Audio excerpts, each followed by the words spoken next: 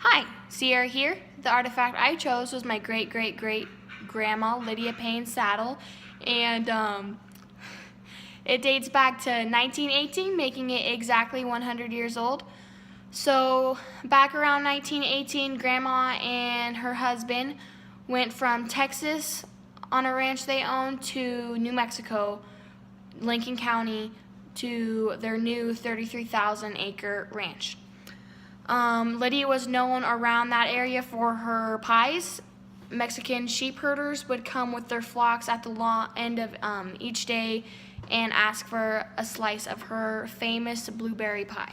The ranch that they owned was called Sunshine Ranch, and they also owned a little shop called Payne Mercantile.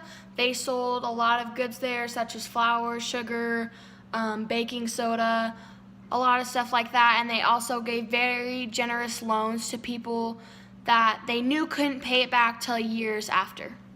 So more about the saddle. It's in really good condition. Her grandpa gave it to her as a gift. It's custom made. So here's a little bit more on it. It's been very well maintained, and as of today, my dad, Vic Payne, said that it would be worth around 10 grand. So around this time period, about 30 years beforehand, the Lincoln County War had just gotten over with. Billy the Kid fought alongside it, and for those of you who don't know who that is, he was a big part of the West. He is a legend of the West, actually. In 1878, Billy first robbed a store of clothing, and he was thrown in jail. And then when he got out of jail, 5 months later, he was put in jail again for robbing a store of clothing and firearms. So when he got released, actually no, he didn't get released. He escaped and fled to Arizona, making him an outlaw.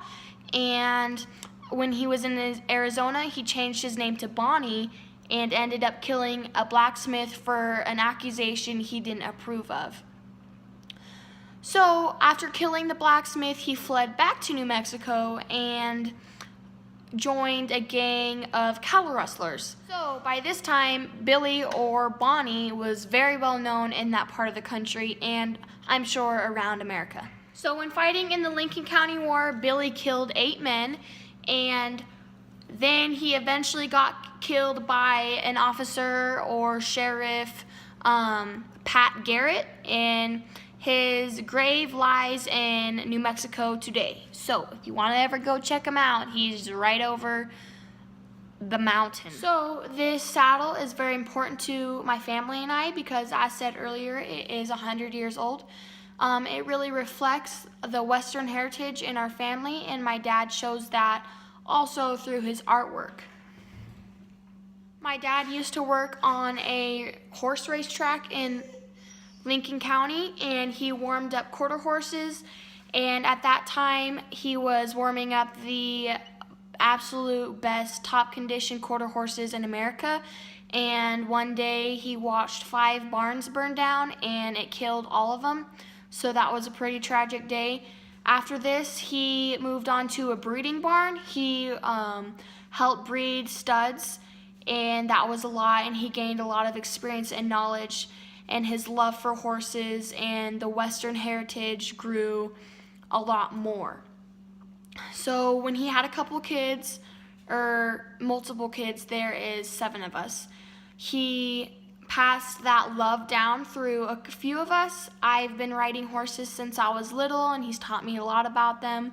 So I'm very appreciative of that, and I am very appreciative of where my family comes from and how they were brought up.